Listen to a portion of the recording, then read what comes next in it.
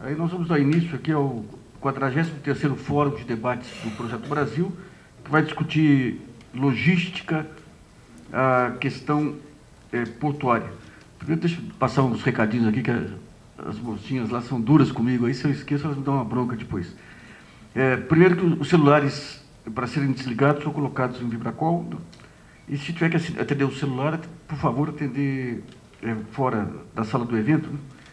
Bom, a continuidade do Projeto Brasil é viabilizada pelo apoio de um conjunto de empresas privadas que tem em mente aí essa questão da importância de discutir o futuro do país. Se sair do curto prazo e começar a pensar o longo prazo aí, que é uma prática que se perdeu ao longo das últimas décadas. Deixa eu fazer uma pequena apresentação primeiro sobre o que é o Projeto Brasil e qual que é a intenção desse evento. A ideia do Projeto Brasil, fundamentalmente, é a seguinte: você tem uma perda de rumo no país que não é de agora, é uma perda de alguns anos atrás, é uma perda que vem. Você tem a partir dos anos 80 uma transição complicada para uma fase de integração da economia brasileira à economia internacional. Esses anos 80 são muito ricos para trazer novas ideias e novas propostas e tudo, mas, num certo momento dos anos 90, quando essas ideias podiam se materializar, você acaba perdendo o rumo. Então, você tem algumas dessas ideias que avançam, programas de gestão e qualidade, a importância do conceito de inovação, mas nós ficamos amarrados a esses anos todos a essa questão de solvência para a dívida pública e juros altos sem...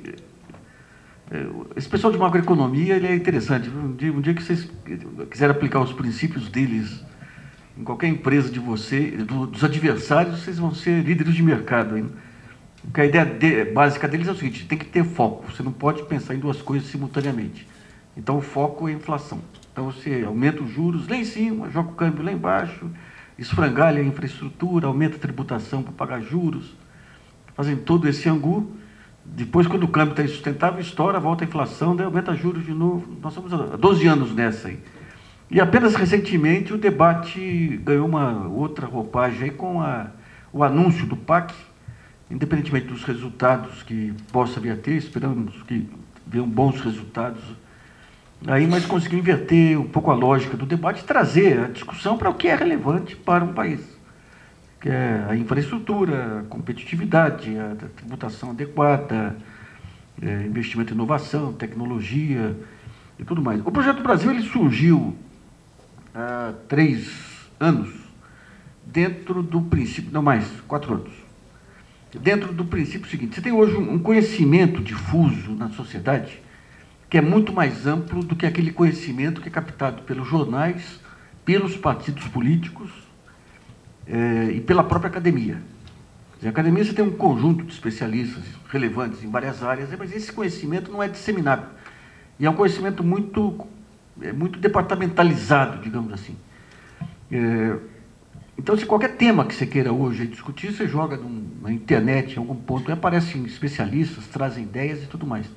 Nós estamos entrando numa outra etapa, numa etapa fundamental hoje na discussão pública, que é o fim, digamos, daquela fase em que, digamos, o mercado de opinião pública era dominado por 4 ou 5 grupos, atuando de forma cartelizada. Por que isso era ruim? Porque você tinha essa questão do contraditório, de você trazer novas ideias e novos temas, acabava sufocado pela necessidade de atendimento, digamos, do que acham que o leitor quer, que é aquela catarse permanente, cria um escândalo aqui, que é sufocado por outro escândalo ali, e esses temas relevantes vão sendo deixados de lado. Alguns anos atrás, nós fizemos algumas experiências com o uso de e-mail que foram muito relevantes. Ou seja, você faz uma provocação pela televisão ou pelo jornal, pede sugestões sobre determinados temas, daí você recebe aquela enxurrada de informação pela internet, por e-mail, você consolida, e daí você vai ver um conhecimento muito interessante. Experiências que deu para comprovar nessa área. 96 ou 7, uma discussão sobre modelos de saúde, que era um tema muito mal explorado, porque os economistas acham que o melhor modelo de saúde é o que gasta menos, Os sanitaristas acham que o melhor modelo é o que cura mais, achavam. O melhor modelo é o que faz mais com menos. Ou faz o mesmo, ou faz mais com o mesmo. Então, nessa discussão resultaram aí uns 60 e-mails de especialistas brasileiros de todas as partes do mundo, que quando você consolida, deu para fazer uma série que serviu de base depois para o futuro ministro lá, José Serra, utilizar aquele início de gestão dele no Ministério da Saúde. Recentemente, a lei de inovação, quando foi discutida, o ministro Eduardo Campos, de Ciência e Tecnologia, enviou para o Projeto Brasil para uma discussão. Nós temos um conselho de tecnologia que é composto pelos melhores nomes aí do governo Fernando Henrique e do governo Lula, já que não é um projeto político nem partidário. Vai desde o Brito Cruz, aí da FAPESP, que era o Unicamp, o Pacheco, que é o homem dos fundos setoriais, até o Sérgio Rezende, que hoje é ministro de Ciência e Tecnologia, e dessas discussões resultaram 5 contribuições para a lei de inovação. O próprio modelo elétrico da ministra Dilma, enquanto ministra de Minas e Energia, também passou por um processo semelhante. Ela tinha um conjunto de ideias, um conjunto de princípios interessantes e dentro de um conhecimento ainda dos diversos interesses que compõem o mercado ainda insuficiente, que estava iniciando o trabalho no Ministério.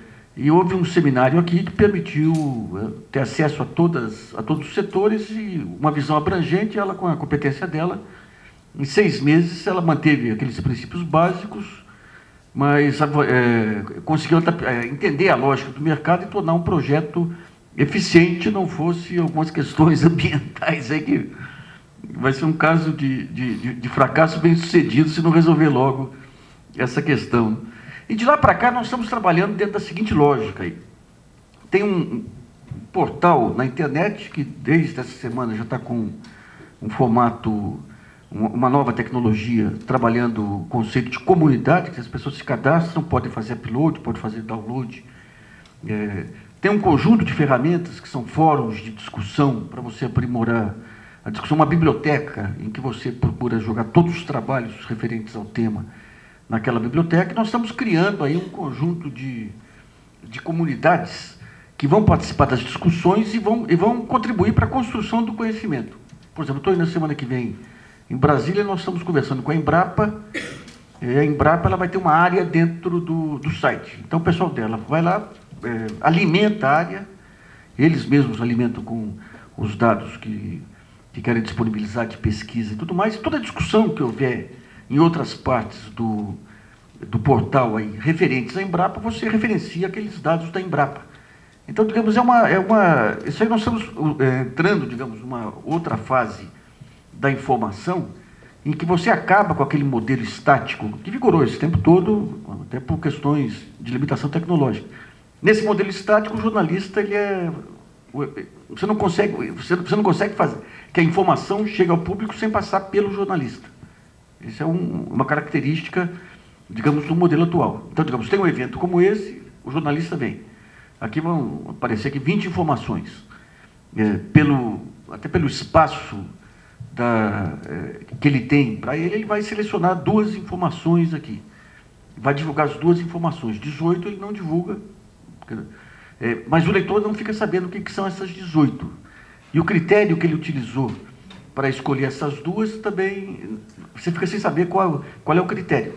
Isso eu estou falando, é uma característica, digamos, das formas tradicionais de jornalismo. Agora, com o advento aí de Internet 2, Web 2 e do trabalho colaborativo, o jogo é outro. Então, por exemplo, em relação à logística, nós já fizemos um workshop muito produtivo. Esse workshop foi filmado, vai ser editado para ser disponibilizado no portal. Levantamos aí um conjunto de associações e trabalhos que vão ser relevantes para enriquecer o debate. Hoje, mais informações vão ser agregadas a essa discussão, fica disponível na internet, e daí se abre a discussão em cima do que nós chamamos de tarefas críticas, que são aqueles pontos que precisam ser aprimorados, aqueles pontos em que não há consenso ou pontos em que há consenso, mas você não sabe como chegar a atingir aquele objetivo. E daí nós estamos também utilizando algumas ferramentas adicionais, uma chamada painel de controle, que visa monitorar ações públicas ou ações articuladas entre diversos setores. A exemplo, digamos, desses programas de engenharia, project e tudo mais, ou seja, se eu tenho aqui um conjunto de ações para que a questão da logística atinja determinado objetivo, nós vamos relacionar todas essas ações na parte de painéis de controle, com responsáveis, com prazos, e daí você começa a monitorar. Em vez de você ficar a reboque da informação, você fica conduzindo a informação e cumprindo o papel que a imprensa tem que ter de fiscalizar o governo, mas usando modernas ferramentas de gestão da informação, porque senão não se dá conta. O volume de informação que se tem hoje, caindo na cabeça de todo mundo aí com tempo real, online, TV a cabo, rádio, e tudo mais, se não tiver essas ferramentas de organização da informação, você não consegue controlar. Esses temas mais críticos, em que você tem discussão sobre modelos e tudo mais, são levados para o fórum de discussão. E eles vão ter, paralelamente, um documento em wiki. Os aficionados pela internet, já conhecem a Wikipédia, que é aquela ferramenta que permite a pessoa entrar, construir uma enciclopédia colaborativa. Aqui não vai ser aberto nesse sentido caótico, criativo aí da Wikipédia.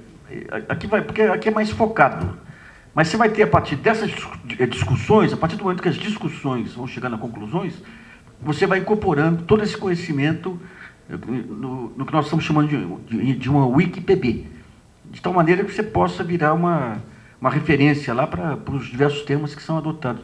E, finalmente, o ponto central que nós vemos, digamos, em projetos desse tipo, e em outros projetos que vão surgir dentro dessa ótica, é que o Brasil hoje tem grupos de excelência em muitas áreas. O Brasil tem competências hoje. Para mim, que estou no jornalismo econômico aí, 15 anos atrás você tinha um conjunto de temas que você não encontrava com quem conversar. Você tinha que conversar com uma autoridade aqui, eventualmente, ou um especialista ali que falava isoladamente. Hoje nós temos grupos de ponta em muitas áreas. Nós temos aí na área de logística, temos na área de políticas sociais, temos na área de infraestrutura de maneira geral, temos na área de saúde pública, temos na área de planejamento estratégico, de ciência e tecnologia, de inovação, de gestão e qualidade. São grupos de ponta, que são aqueles grupos que vão conduzir o país, num certo momento, quando tiver uma visão de conjunto, ou um estadista, ou quando os sistemas de informação permitirem a esses grupos se verem, você tem aí, digamos, todas as peças do tabuleiro de xadrez para o país jogar um grande jogo. Então, a ideia também do Projeto Brasil é você, digamos, você traz uma comunidade e vai discutir políticas sociais, mas esse pessoal vai opinar em economia. Quer dizer, quando você está falando em previdência social, qual o enfoque que se dá hoje? Exclusivamente o enfoque orçamentário. É inacreditável. Quando você vai pegar estatísticas aí, você tem 65% dos aposentados são arrimo de família, ou seja, se deixam de ser arrimo de família, você tem implicações em criminalidade, implicações em evasão escolar, implicações em desagregação familiar, mas, no entanto, você só tem o viés orçamentário discutindo isso. Quando você pega ciência e tecnologia, é fundamental para o desenvolvimento de país, é só analisado sob a ótica de contingenciamento orçamentário para poder garantir um superávit que vai bancar aqueles juros que não tem lógica para... Então, também essa ideia de juntar todos esses pontos no mesmo ambiente faz parte também dessa concepção aí do Projeto Brasil. Hoje nós temos um tema que é relevante, que é esse tema da infraestrutura, e fica mais relevante ainda com essa política cambial desastrosa aí, que está... Os resultados a gente vai ver daqui a algum tempo também. O Brasil, em geral, os países, assim, eles repetem os erros a cada 50 anos, 40 anos aqui. O Brasil é um país aplicado, ele consegue, assim, de 10 em 10 anos, repetir os mesmos erros, igualzinho. Se aprecia câmbio, a economia começa a dar um certo alívio, daí você comemora, e daí você cria expectativas sucessivas. Você começa o ano e fala, não, esse ano nós vamos crescer 5%. Daí chega no meio do ano, não, esse ano vai ser 4%. Chega no final do ano, 3%. Ontem saiu o PIB de 4,3%, que coloca o Brasil, melhorou muito o país hoje. Dos 180 países acompanhados pelo FMI, o crescimento brasileiro agora subiu para 115º crescimento entre 180 países. Bom, nós vamos começar então esse seminário. A primeira rodada, eu queria convidar para compor a mesa o Pedro Brito, que é ministro da Secretaria Especial de portos, para falar dos planos do governo, a questão do PAC e as perspectivas para o setor, agradecendo aí a sua vinda nisso. Muito bom dia a todos.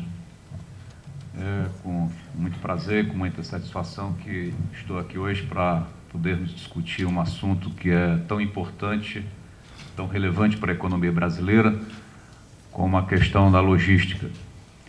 Eu acho que está na cabeça de todos nós que um dos vetores para que o país possa alcançar o crescimento que objetivamente ele tem condição em torno de 5 ou 6% ao ano, um dos vetores, sem dúvida, é a questão da logística, da infraestrutura de transportes rodoviário, ferroviário, portuário. E, portanto, este dia hoje aqui no fórum é um dia especial, porque nós vamos ter condição de discutir essa questão da logística com um foco na área portuária.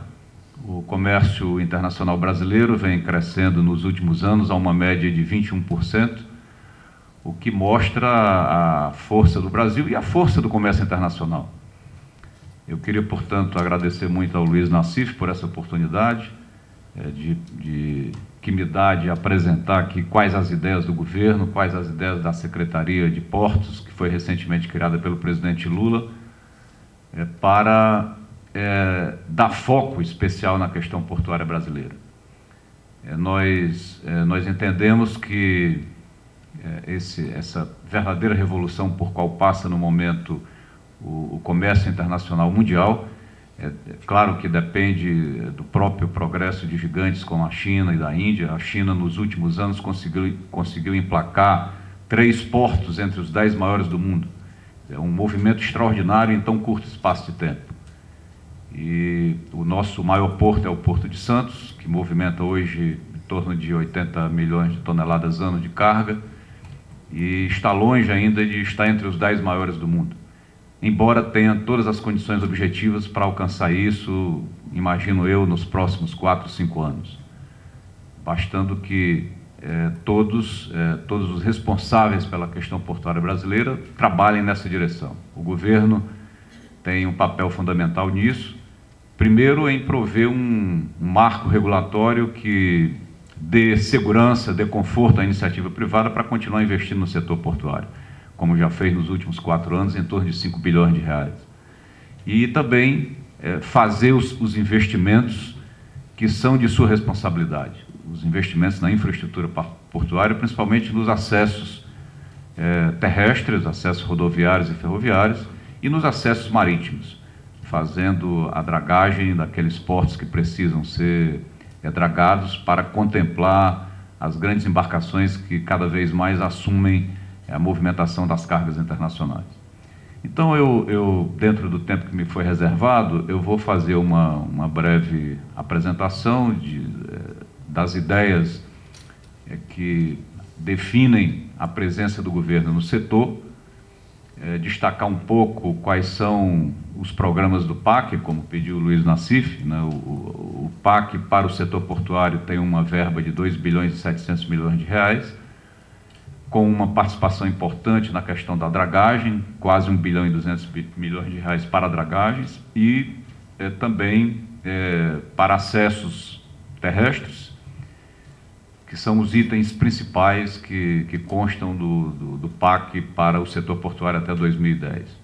E o presidente Lula já me garantiu que não faltarão recursos caso haja eficiência por parte das companhias docas na aplicação desses recursos, não só em relação à rapidez na sua utilização, como também na eficiência com que as licitações devem andar para que se possa gastar esse dinheiro. Isso significa, na prática, que, por exemplo, o Porto de Santos, que tem uma verba de cerca de 100 milhões de reais para as perimetrais que precisam ser feitos para desafogar o tráfego de caminhões na região de Santos, como também cerca de 200 milhões de reais para a dragagem, tanto de aprofundamento como de manutenção do canal de acesso ao porto. Se esse dinheiro for investido rapidamente, mais recursos poderão ser alocados. Portanto, nós não teremos restrição orçamentária para o setor portuário brasileiro. Então, por favor, pode passar. Em termos, eu gostaria de chamar a atenção para essa decisão política do presidente Lula de criação de um ministério para cuidar especificamente dos portos. Essa é uma decisão que se acredita exclusivamente à visão do presidente em relação ao setor portuário e, com isso, ele transmite um recado muito claro ao mercado. Em primeiro lugar, que o governo vai dar foco na questão portuária brasileira, quer dizer, que daqui por diante existirá uma equipe trabalhando a nível de ministério para contemplar todos os investimentos necessários, para contemplar todas as mudanças importantes, principalmente na questão da gestão portuária, a partir dessa decisão do presidente da República de criar um ministério especial só para cuidar de portos. E essa estrutura é uma estrutura que existe em alguns países. Por exemplo, podemos citar o caso da Espanha, que tem um setor portuário importante, que se desenvolveu muito nos últimos anos, com portos moderníssimos, como é o caso do Porto de Barcelona, e tem uma estrutura muito parecida com a que foi criada aqui no Brasil. Existe uma holding estatal que cuida de todos os portos na Espanha. Por favor.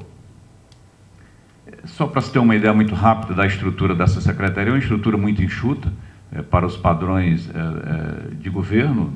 Existem apenas 2 secretarias, uma que vai cuidar diretamente de portos e outra que vai cuidar da parte de planejamento e desenvolvimento portuário.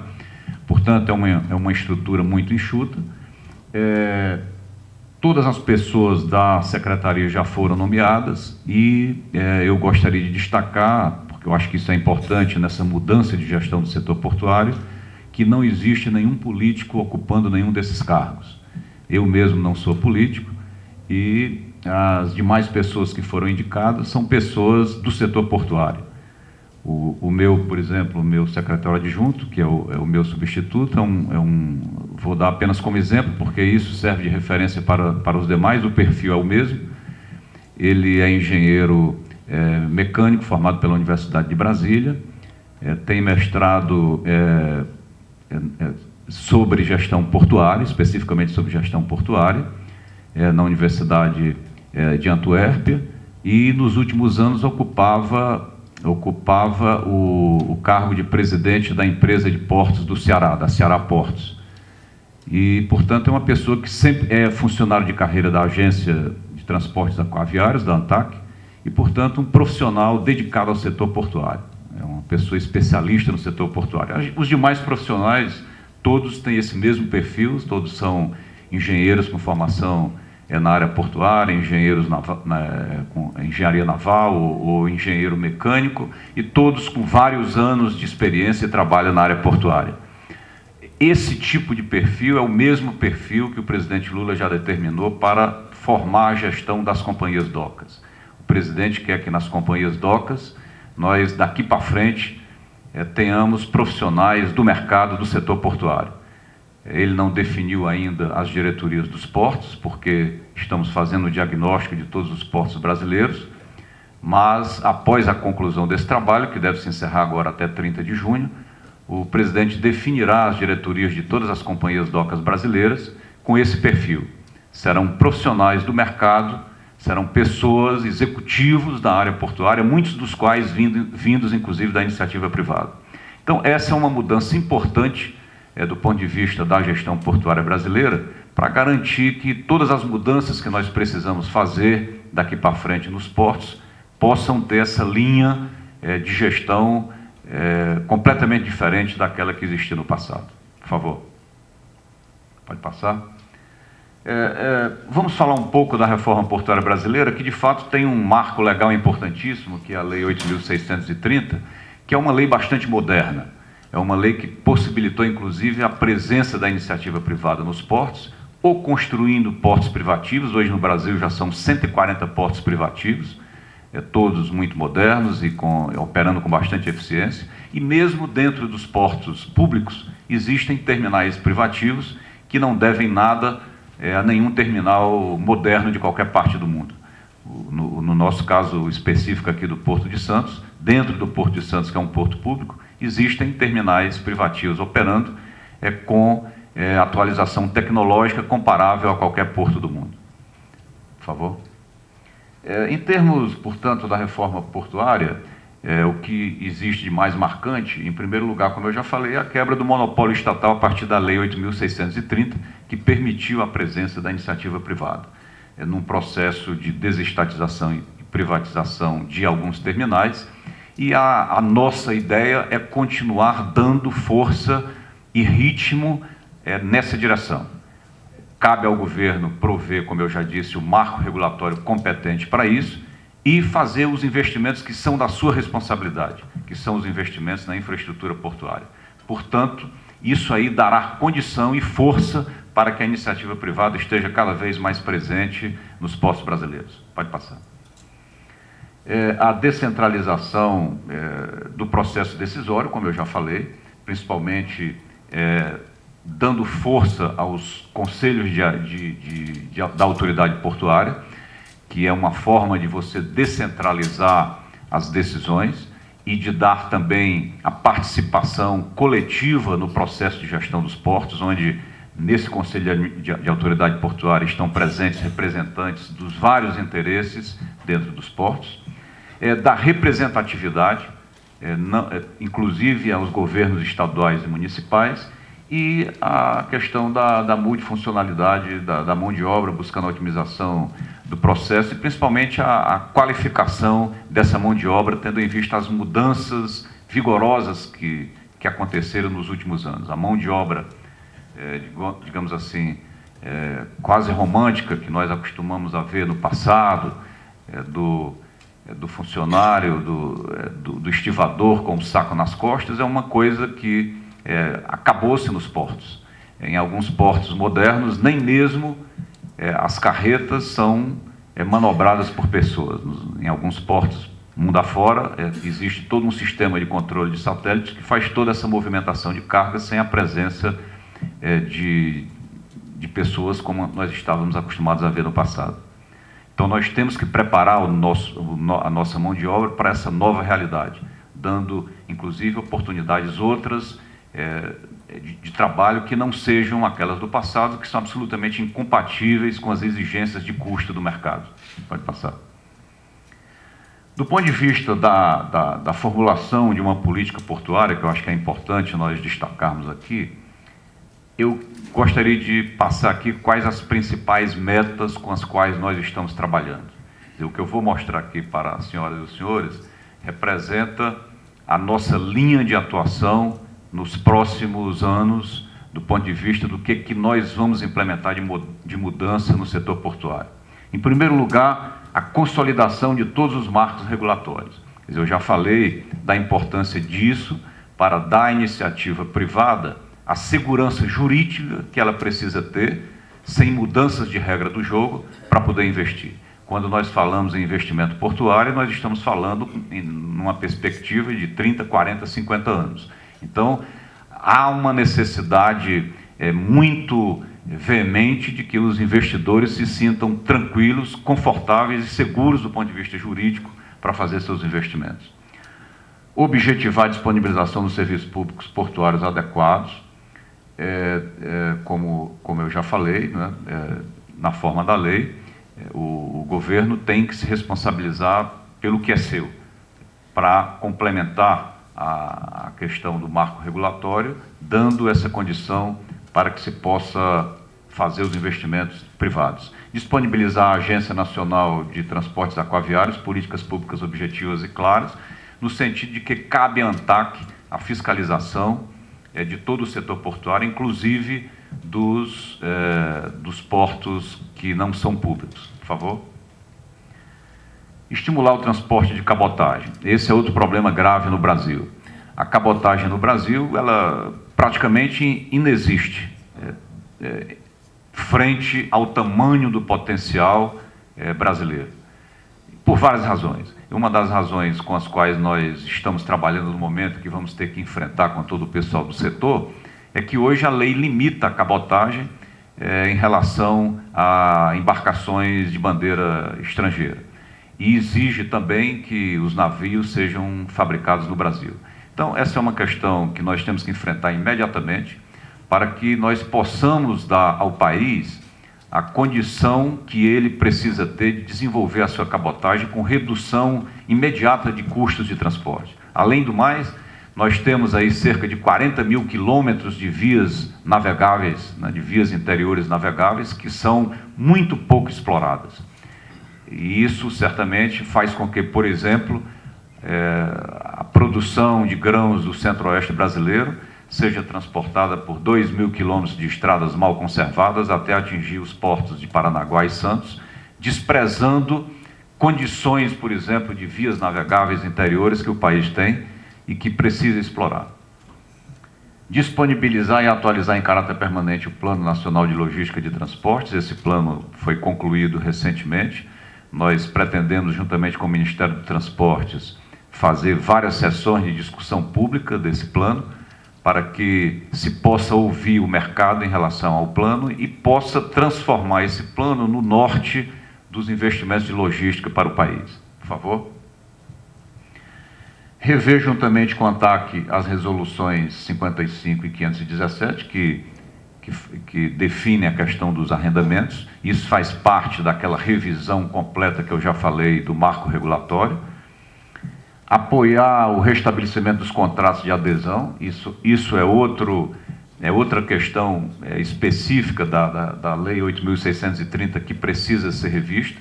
Nós pretendemos e já estamos trabalhando juntamente com a ANTAC nos principais pontos dessa revisão do marco regulatório e antes de implementar, nós vamos levar isso ao mercado para ouvir também todos os operadores e usuários dos portos. Nós queremos que esse novo marco regulatório seja algo que receba também as contribuições do mercado para que se possa ter um instrumento eficaz para conduzir os portos dentro do norte que nós já descrevemos aqui. Instituir o programa de dragagem por resultados, essa é outra questão grave dos portos brasileiros. Nós, como sabemos, no Brasil temos apenas, talvez, aí 3 empresas de dragagem que operam os portos brasileiros numa condição de licitação, como a gente já sabe, que normalmente é em relação a um determinado volume de sedimentos que tem que ser retirados. Essas empresas, para que se modernizem, precisam encontrar a competição de empresas internacionais. Então, nós pretendemos abrir o processo de dragagem brasileira para a competição internacional, mudando o critério de dragagem específica por volume para uma dragagem que nós chamamos por resultado. Caso de Santos, por exemplo, nós precisamos de ter uma dragagem de aprofundamento para levar o canal de acesso, que hoje tem cerca de 13 metros, não é isso, Fabrício? Para algo como 15 metros, e além disso, manter essa profundidade de forma permanente. E, portanto, num processo de licitação por concessão, que é o que nós pretendemos introduzir, nós abriríamos uma concessão por um prazo de 5 anos, prorrogáveis por mais 5 anos, por exemplo, permitindo, inclusive, a presença de empresas internacionais, e isso aí vai nos garantir uma nova realidade para a dragagem dos portos brasileiros. Nós vamos, dentro dessa nova sistemática, nós já estamos com a medida provisória, inclusive, pronta para levar para a análise do presidente, e isso vai permitir, por exemplo, até mesmo para portos menores, que não têm a escala do Porto de Santos, nós podemos unir alguns portos que estão regionalmente próximos e dar escala para que se traga também a iniciativa privada internacional para se fazer dragagem no Brasil. E nós pretendemos também equipar tanto a Marinha quanto o Exército para estar prontos, para que essas forças também estejam prontas para fazer dragagem. Nos Estados Unidos, por exemplo, que é sempre colocado como o exemplo, né, de eficiência, o exemplo das coisas feitas com rapidez nessa área, a dragagem nos Estados Unidos, por um conceito de segurança, é feito pelo Exército americano. E nós temos hoje, tanto na Marinha como no Exército, pessoas competentes com treinamento para isso. Mas é preciso que se equipe as forças para que elas possam também participar de um processo como esse. por favor. Introduzir o novo modelo de gestão por resultados nas companhias docas. Isso significa que, dentro dessa nova gestão que vamos implantar com pessoas do mercado, que essa diretoria vai responder a um caderno de encargos, de metas que serão fixadas e que serão acompanhadas e cobradas dessas pessoas, dentro desse foco da mudança do perfil de gestão da área portuária. Definir o novo perfil para o profissional dos gestores portuários, isso eu já comentei aqui, dentro do princípio de se profissionalizar toda essa gestão. Por favor. Ainda em relação ao modelo de gestão, fortalecer os conselhos de administração portuários, as autoridades portuárias e os órgãos de gestão de mão de obra, para que se tenha força e para que os portos possam, cada uma dessas personalidades dentro dos portos possa exercer o seu papel com responsabilidade e com força que tem, por exemplo, a autoridade portuária. Então, faz parte, portanto, desse modelo de gestão o fortalecimento de todas essas entidades dentro dos portos. Implantar em todos os portos organizados e terminais arrendados centros integrados de negócio e logística. Isso também é muito importante porque os usuários reclamam que não tem um atendimento unificado dentro dos portos. Cada entidade do governo faz um atendimento de forma diferente, às vezes cobrando cada um separadamente por esse serviço que é prestado. Por favor. A questão, por exemplo, da fiscalização é um exemplo muito típico. Existem vários órgãos do governo que fiscalizam o porto, a Polícia Federal, a aduana, a Anvisa, o Ministério da Agricultura, e às vezes um container pode passar, e isso é frequente, mais de 30 dias dentro do porto, encarecendo o custo, levando prejuízos para o país, no final das contas. Então, a obrigação do governo é dar um atendimento que seja unificado para o cliente portuário. O container entra numa sala e o governo federal tem que estar ali presente. É transparente para o usuário se é a Anvisa, se é a Receita Federal, se é a Polícia Federal. Não precisa cada um desses órgãos ter um scanner, ter um funcionário que abre o container, fecha, depois passa para outro canto, que vai fazer o mesmo procedimento, cobrando taxas portuárias a cada processo desse. Então, nós pretendemos em 90 dias ter esse novo processo funcionando. Para isso, nós estamos já fazendo articulação com todos os ministérios envolvidos, de forma a que se possa dar ao usuário do setor portuário um atendimento do governo federal. Então, tem que ser absolutamente transparente para quem está recebendo o serviço, que o processo e a responsabilidade é única do governo, e não cada entidade, cada órgão do governo atuar de forma independente, como acontece hoje. Introduzir o programa de dragagem por resultados, disso nós já falamos, por favor, pode passar. Eliminar os passivos trabalhistas e déficits contábeis, que hoje impedem completamente que as companhias tenham capacidade de investimento. Nós temos aqui a presença do Fabrício, que é diretor comercial da Codesp.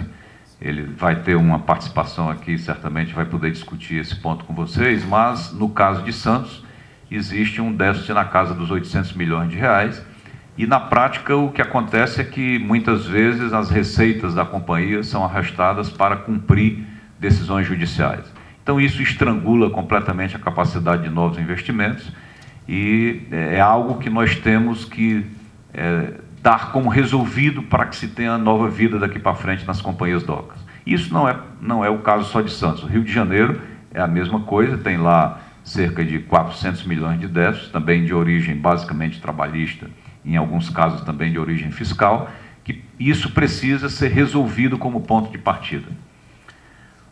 Consolidar a relação porto-cidade, isso é fundamental, basicamente em todos os portos brasileiros, em alguns casos com maior atenção, como é o caso do Rio de Janeiro, onde o porto é dentro da cidade, e para o carioca o porto é muito mais um problema do que uma solução, por essa visão, né, distorcida de que o porto transformou o centro da cidade num ambiente que não é dos melhores. Então nós precisamos revitalizar o porto, fazendo um grande programa de reurbanização na área portuária do Rio de Janeiro. A mesma coisa em Santos. Nós estamos, inclusive, com um convênio a ser assinado com a Prefeitura de Santos para a reurbanização de vários armazéns que estão hoje lá abandonados e que serão transformados ali num grande terminal de passageiros e também numa grande marina, revitalizando completamente uma área que hoje está lá abandonada.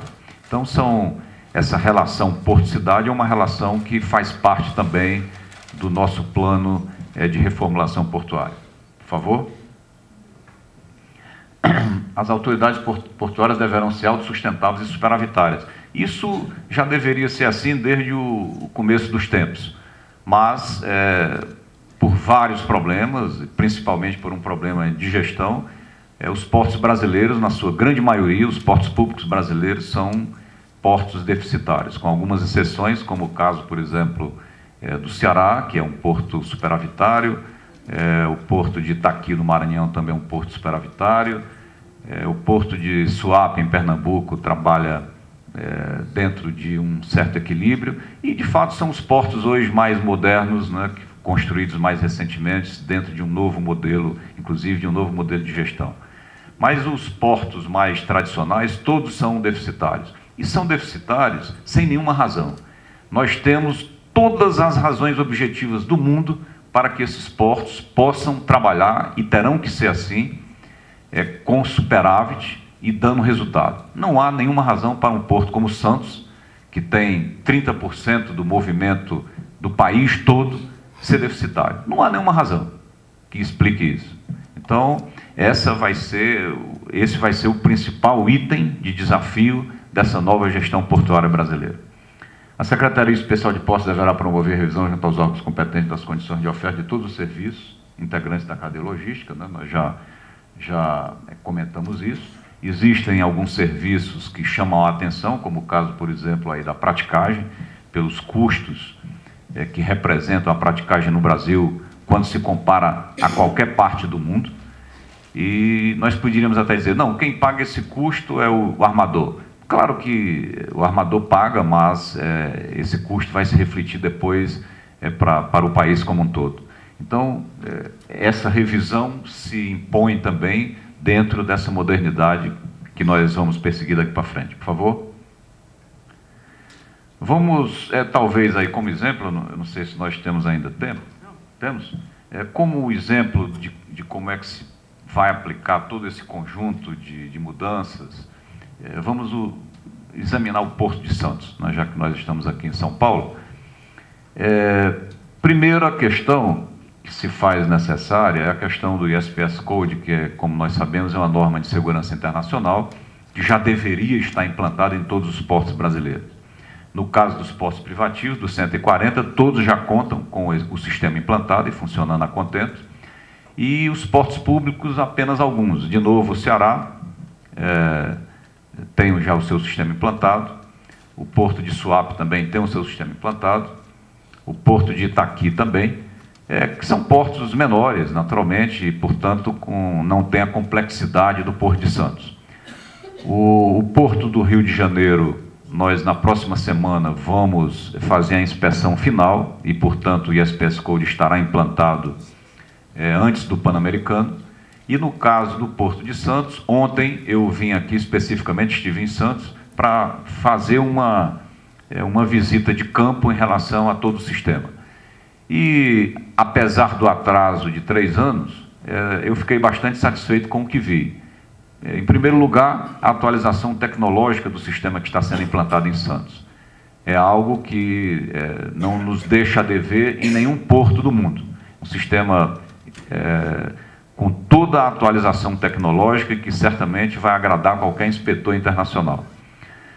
Nós estamos, portanto, apenas ultimando as últimas providências e até setembro deste ano, com toda a certeza, nós teremos o Porto de Santos certificado dentro das normas de segurança internacional. Se nós tivéssemos que ser rigorosos, a rigor o Porto de Santos já teria que ter sido parado, vamos dizer assim, né? Por conta de não ter completado todo o seu sistema de segurança. mas as medidas que já foram implantadas lá, hoje tem grande parte do sistema já em funcionamento. Isso garantiu o tempo necessário para que se possa concluir e se ter a certificação internacional para o nosso sistema. E nós vamos ter no Porto de Santos, com toda certeza, um sistema de alta tecnologia e de alta precisão de segurança, onde não vai nos causar nenhum tipo de problema se compararmos com qualquer padrão internacional. Análise da modelagem, aprovação e início de implantação do projeto de revitalização portuária, isso eu já falei aqui no caso de Santos, já dei o exemplo dos armazéns que serão transferidos para a Prefeitura de Santos. Equacionamento do projeto de dragagem dentro do novo modelo de concessão do serviço. Hoje, o Porto de Santos tem um problema grave. Existe uma limitação do órgão ambiental do Estado de São Paulo que permite uma retirada máxima de 300 mil metros cúbicos por mês, não é isso? De sedimentos que são levados para alto mar. Nós já iniciamos, estive com o governador José Serra há 15 dias atrás, hoje vou estar novamente com ele, já iniciamos uma rodada de negociação técnica com o órgão ambiental de São Paulo, de modo que nós vamos poder ampliar essa dragagem do porto, e isso, aliado ao novo modelo de dragagem com a concessão do serviço, vai dar ao Porto de Santos a condição que ele precisa ter para crescer. Nós sabemos que já existe um novo terminal concedido, cujas obras vão começar, que é da Embraporte, não é isso? Que vão começar, cujos investimentos vão começar agora no início do segundo semestre. É um projeto de cerca de 500 milhões de dólares, vai aumentar bastante o potencial do Porto de Santos, além do que outras áreas que nós estamos examinando, a antiga ideia de expansão Barnabé Bagres, que nós vamos pôr em marcha também rapidamente. Estamos também fazendo, já com o Ministério das Cidades, um grande programa de relocação de palafitas com quase 3 mil famílias que ocupam as margens do canal pelo lado do Guarujá, que vivem lá numa condição absolutamente degradante e impossível de vida para aquelas pessoas. Então, num primeiro momento, nós estaremos aí fazendo, digamos assim, o lado social do remanejamento dessas famílias, e além disso vamos dar ao Porto, em primeiro lugar, uma condição econômica de novas áreas para a expansão, que são áreas nobres dentro do Porto de Santos, e também de segurança, dentro do conceito do ISPS Code.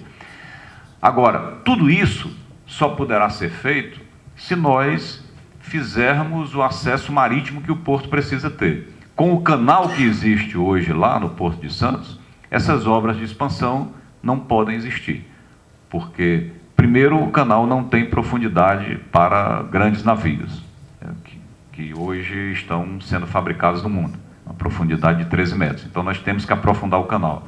E, segundo, temos que alargar o canal. Hoje, o canal só permite a passagem de um navio entrando ou saindo. Quer dizer, navios têm que ficar ou fora do porto ou dentro do porto esperando a sua vez. Esses projetos de expansão, que vão aumentar o fluxo de entrada e saída de navios, só podem ser executados se nós alargarmos o canal. Então, são obras que nós temos que dar sequência ao Porto de Santos. E a cobrança de todos os recebíveis, né? Assim como nós temos que nos preocupar com os déficits, nós temos que preocupar também com os nossos recebíveis. Esse processo já foi iniciado, se nós somarmos todas as contas a receber que estão pendentes hoje na Codesp, nós vamos garantir, por exemplo, o equacionamento dos déficits do Porto. E essas dívidas estavam aí em gincanas jurídicas intermináveis e que nós pretendemos pôr um fim nisso, naturalmente começando por um processo de negociação com essas empresas. Por favor. Agilizar o processo junto à Marinha do Brasil para a utilização de uma área que existe lá disponível dentro da Codesp. Esse processo também já está em andamento, que vai ampliar a nossa capacidade do ponto de vista da expansão que se precisa ter. Elaborar com o órgão gestor de mão de obra a avaliação dos quantitativos registrados em relação à mão de obra avulsa, que é um problema que Na verdade, existem vários portos, mas com uma ênfase muito grande no Porto de Santos. Revisão das obras do PAC, inclusive, como eu já falei aqui, o presidente Lula garante que, do ponto de vista orçamentário, não haverá nenhuma restrição, desde que nós sejamos eficientes na utilização dos recursos que já estão disponibilizados para o Porto de Santos. Elaboração dos estudos e projetos do Complexo Barnabé Bagres, eu já falei aqui. Posteriormente, o Fabrício poderá dar maiores detalhes, ele que é um defensor aí, desse projeto, e de fato é um projeto muito importante para a expansão do Porto. Por favor. E, finalmente, discussão para viabilização de um aeroporto. A Baixada Santista não tem um aeroporto compatível. Aliás, o aeroporto que tem lá é um aeroporto militar. E nós não conhecemos nenhum porto grande do mundo que não tenha junto a ele um aeroporto de cargas importante, para poder completar o modal que se precisa ter. E autorização de concurso público para a renovação da equipe, a equipe da CODESP, principalmente a equipe técnica, uma equipe muito boa, de muito gabarito, com pessoas experientes e treinadas, mas nós precisamos renovar o time, para que se tenha essa estratégia de futuro que nós estamos montando aqui. Muito obrigado a todos.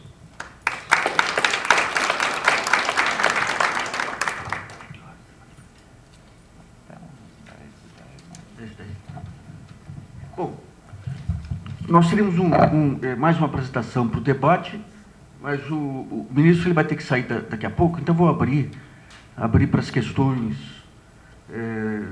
dos senhores. Bom dia, meu nome é José Antônio Balau, sou representante da empresa Navegação Aliança, diretor de Operações e Logística.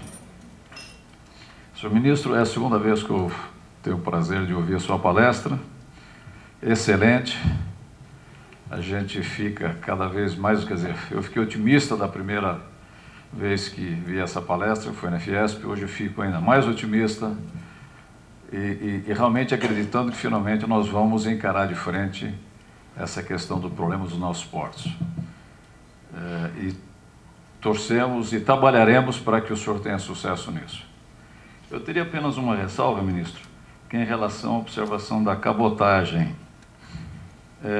Eu queria lembrar o seguinte, que vários países do mundo mantêm a reserva da cabotagem. Nós temos isso nos Estados Unidos, no Japão, na China,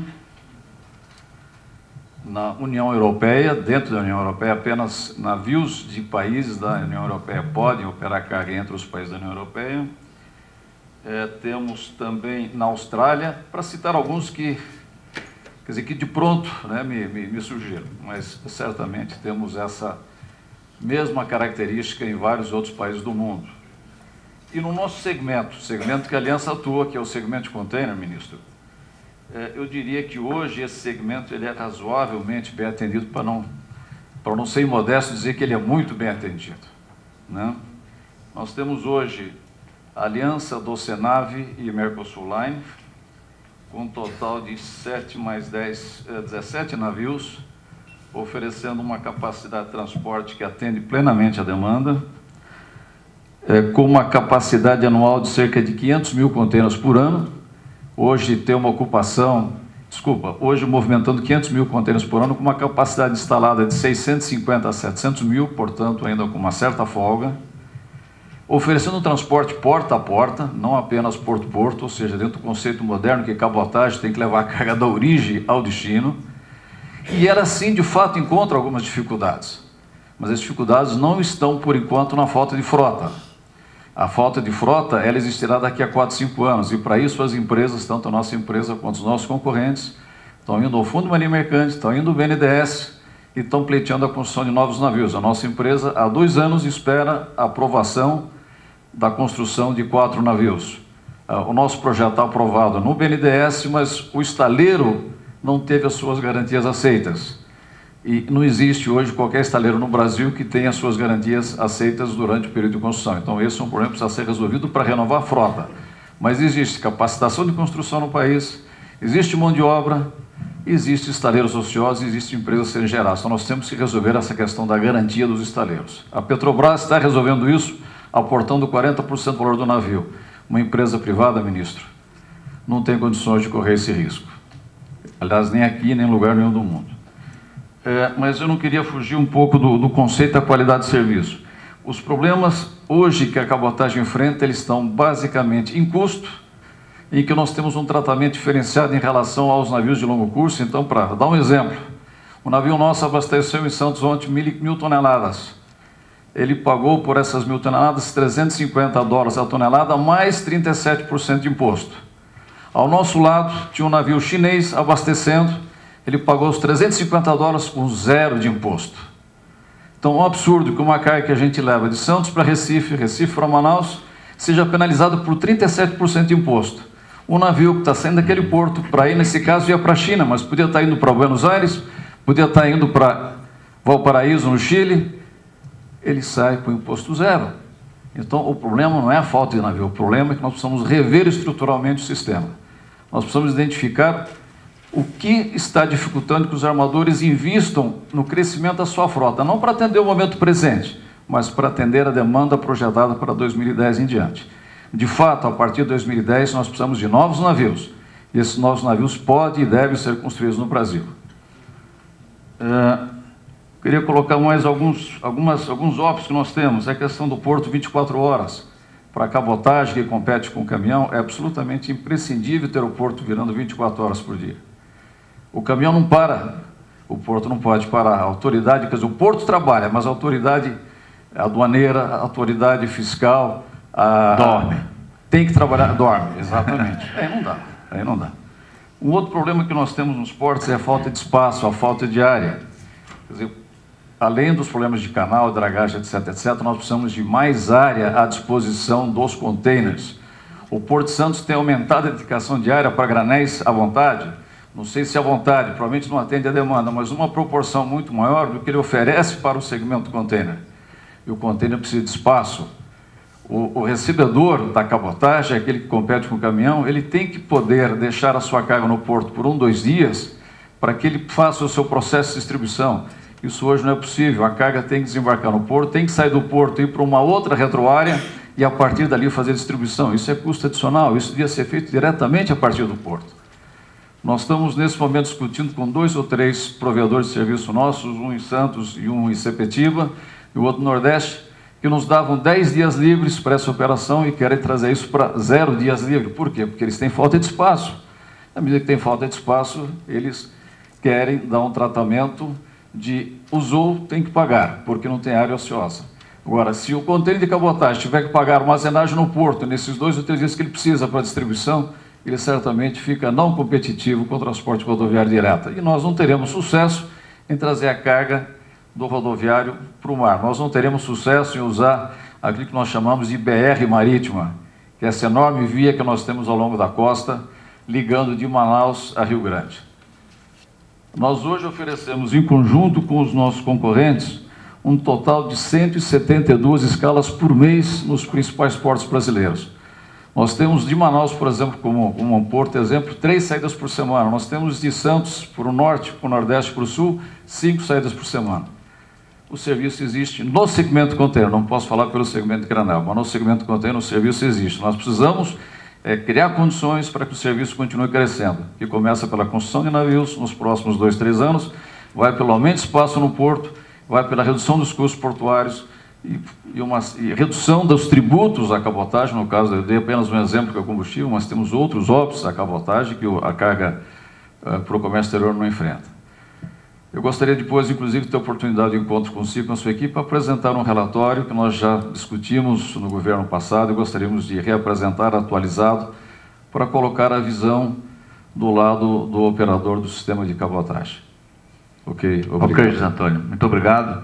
E nós poderíamos já encaminhar, José Antônio, da seguinte forma, você poderia fazer a gentileza de me encaminhar já por escrito esses principais pontos, inclusive essa questão tributária, e o doutor Augusto Wagner, que é meu chefe de gabinete, está aqui, nós já poderíamos marcar essa reunião para discutir esses pontos antes de qualquer mudança no marco regulatório da cabotagem. Então, na saída, eu lhe pediria a gentileza de fazer contato aqui com o Dr. Augusto Wagner, para nós já marcarmos essa reunião. Tá bom? Obrigado. E se puder encaminhar também para o Projeto Brasil, para a gente poder ampliar essa discussão, nós agradecemos. Bom, mais questões? Deixa eu fazer uma pergunta, ministro, em relação à questão da CODESP. O senhor enfatizou bem aí que no novo Ministério não há indicações políticas. A gente tem, de uma maneira geral, a CODESP tem essas... Periodicamente aparecem informações sobre essa politização. Como fazer para blindar a CODESP aí dessas indicações políticas? Eu acho que essa blindagem é a decisão do presidente Lula, porque essa decisão é dele, de dar aos portos uma gestão profissional. Então, para a CODESP. Para a CODESP. Okay. Bom, então agradeço muito a presença do ministro aí, e nós vamos transformar toda essa apresentação aí em painel de controle para ir cobrando o senhor aí. Ótimo. Tá bom? Tá bom. Muito obrigado. Muito obrigado também.